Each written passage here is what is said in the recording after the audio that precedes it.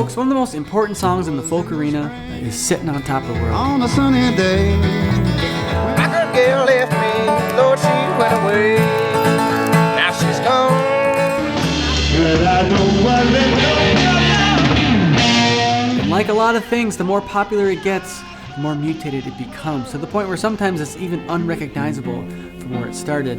Was all the summer and all the fall. Today I want to talk about some of the coolest things everyone seems to skip over, or maybe the oddest things is a better way of putting it. Today we're talking the odd bar blues and the Mississippi Sheiks sitting on top of the world.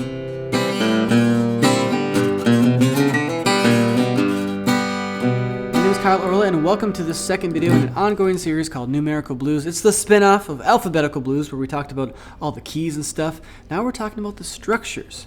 Before we get into Sitting on Top of the World and why I consider it an odd bar blues instead of an 8-bar blues, which most people consider it, we got to set this up. Like, what even is an odd bar blues to begin with? So this won't be news to everybody, and not everybody's even going to like to hear this, but I got to just say it. I got to set this up. Music is it's pretty structured, right? And it's pretty evenly structured too. So, most songs are in 4/4, and most phrases are grouped in bars of 4, 2 or 4. Even if the song's in 3/4, where you count to 3 instead of 4, that's also called waltz time, it's still grouped in 4. Some songs you even count to 5, right? 5/4 or 7/4, like in Balkan and what else? Greek music, right? But it's still usually phrased in 4. But then there's this wild and crazy thing called folk music where, they break the rules a lot. And you'll get bars of 5. It might be in 4/4 time, but they phrase it all of a sudden. There's like an extended bar, and I call that odd bar. It doesn't mean that we're adding a beat or dropping the beat within that bar, although that can happen. Happens a lot in fiddle music. They call it crooked. It's so common they have a name for it. And it happens in blues too. There's blues where you have this kind of mixed meter, where you have like all of a sudden a measure of 5. But that's not exactly what I'm talking about today. I would lump that into this odd bar thing, but specifically we're talking where it's grouped, the phrase is long, right? And it happens a lot. It happens a lot in folk music.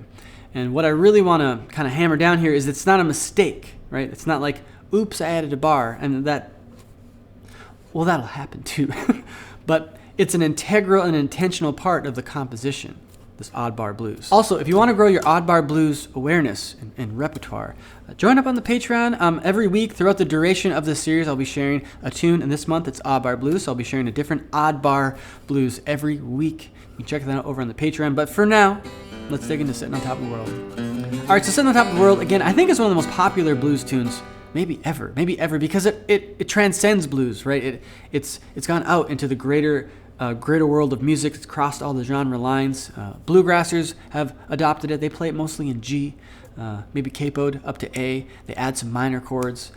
Doc Watson famously played it out of E, and his son Merle played it out of drop D, but then he capoed it to E anyway. So anyway, I think those two are probably the most popularized versions for the fingerstyle and folk style guitar player. It was in the spring, on a sunny day, when the sweetie left me. But as most of us know, it's originally by the Mississippi Sheiks, recorded in 1930.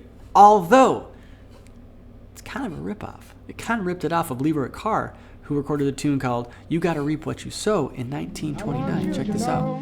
You got to reap, baby, just what you sow.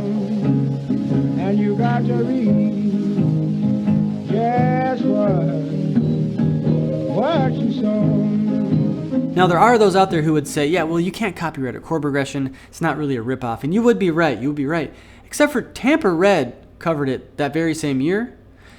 And that sounds like exactly, the melody is exactly like Sitting on Top of the World.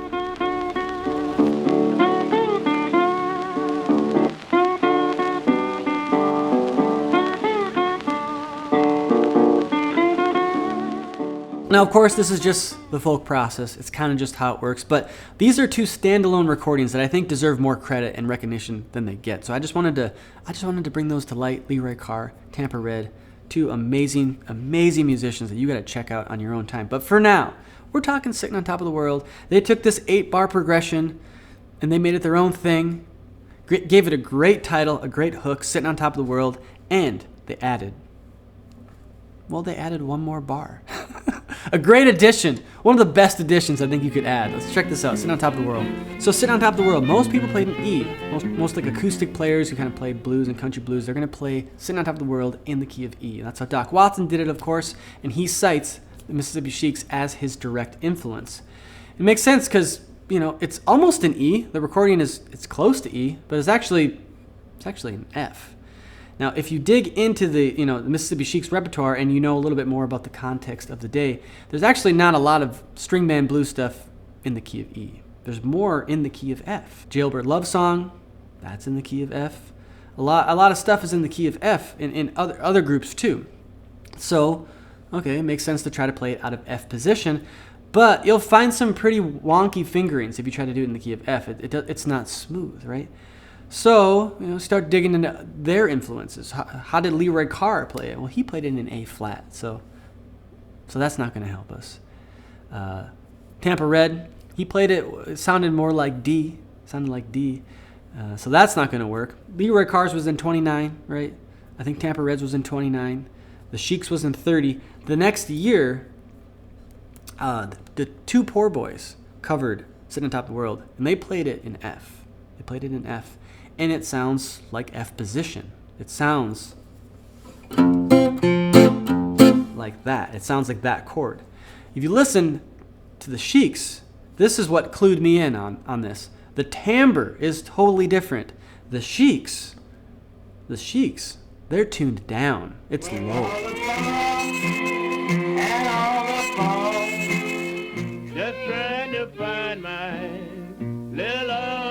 So Walter Vinson was really playing on a G position, just tuned down a whole step.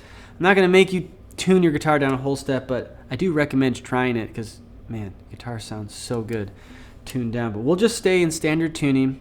And if we were to run through this chord progression in G with the kind of common chords, the way most people play it, like the way Doc Watson would play it, it would sound something like this.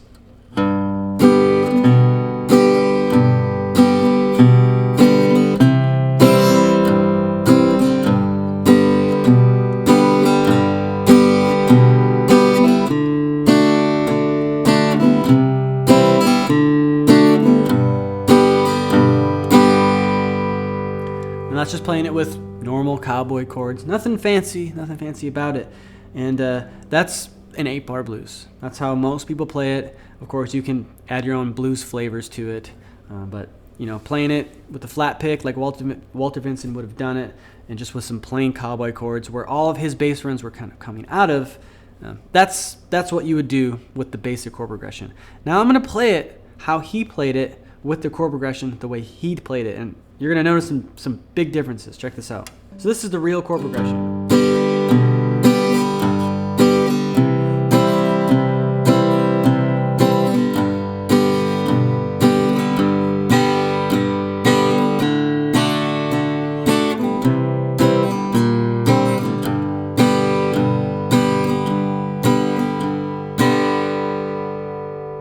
All right, so the first thing to talk about with the chord progression is the 4 chord comes early. The 4 chord comes 2 beats earlier than you'd expect.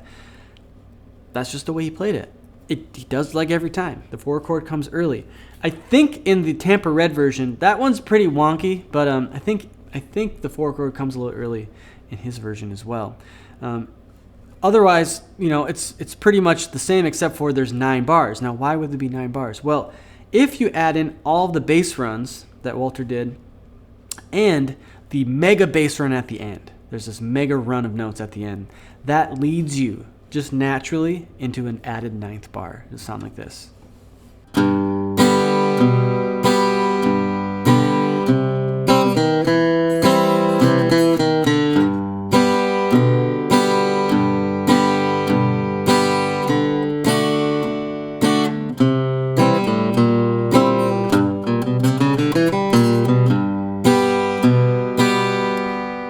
All the versions I mentioned in this video are great, whether it's 8-bar, it's 9-bar, it doesn't matter, right? I just want to take a second to highlight a really cool version. The source version of the song is so often overlooked, even if people mentioned, yeah, it's the Mississippi Sheiks, so often.